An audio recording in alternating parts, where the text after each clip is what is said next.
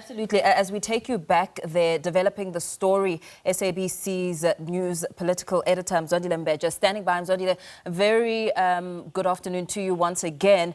We have been listening to some analysis on Steenhuisen, but really just understanding that after he's led the party for around 6 years and calling it quits right now at such a crucial time with local government elections just around the corner, is there any evidence of whether or not we saw this one coming?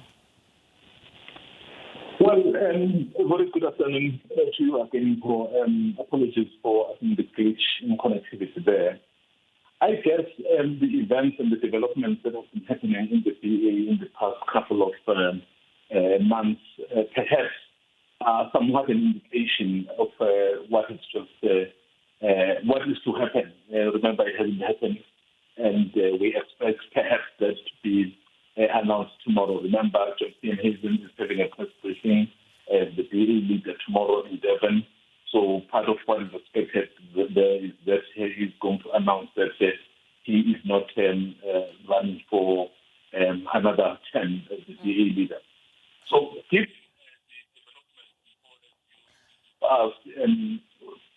after that you see that they were freeze, you did then get a sense that ahead of the elective Congress, there was a serious push from certain quarters that perhaps he shouldn't, because already the DA is embroiled in this kind of issues. And the DA always wants to fashion itself as this party which is claimed that is not tainted by anything to do with corrupt activities. So given what even Ian George, despite that he has left, what he said about the issue around the credit card and all those things, somehow they get brought in. So you simply cannot then claim you are clean, there's nothing around you. So given those events, perhaps we did have a bit of a hint that this could happen. As we assess those contributing factors, and of course you mentioned the importance of really what is reputation. Steenhuisen having faced a great deal of criticism over his leadership of the country's second biggest political party, coming under the spotlight just recently. I mean, that alleged credit card debt and misuse of party funds, that in itself speaks volumes on, what we're learning of this development. Yeah.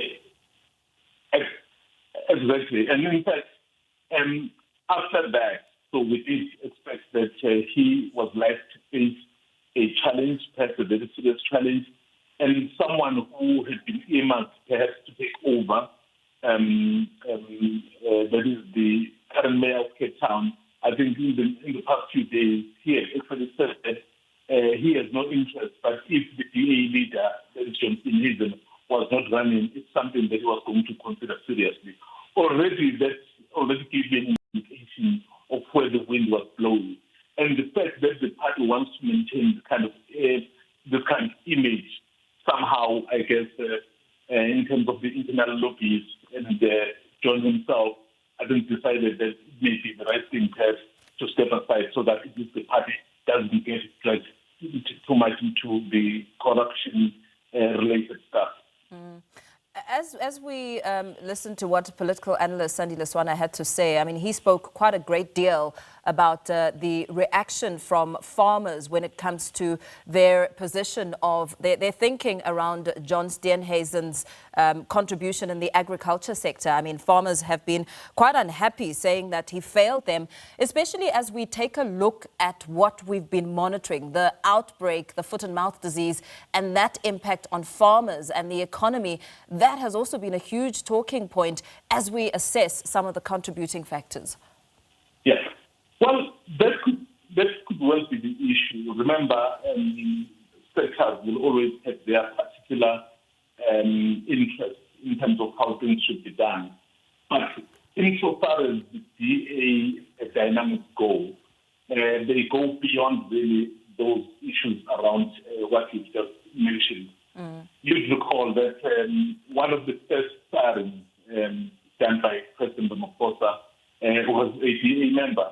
And that you can trace it into some of the factions within the DA in fact, as soon as the government of national unity was constituted, and then you had a certain number of people from the DA being part of the GNU, already those rumblings and those members started coming out to say, well, it appears that the current leadership may have favored those that support them. So from then on, yes, I know it's not been reported very openly or widely, but there has always been a sense that a certain faction was dominant.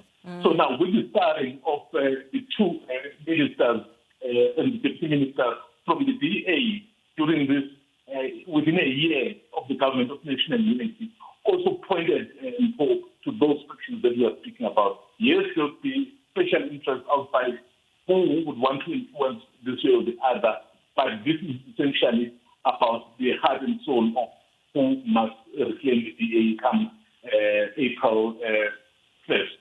You touched a little bit on Jordan Hill-Lewis, and we understand that he has said that he would very seriously consider running if Steenhuisen didn't stand. What are the other probabilities? Whose else's name can be pulled out? Well, we've also had the leader of the DA here in Gauteng, I think former Swan, Solomon Mang. He's also one of the people who is being looked at. It's going to be quite interesting, really, as we head to this Congress. Because now, with this formal announcement, if it's done tomorrow, as we expect, then that will become easier for now who want to start over. Right now, we know that the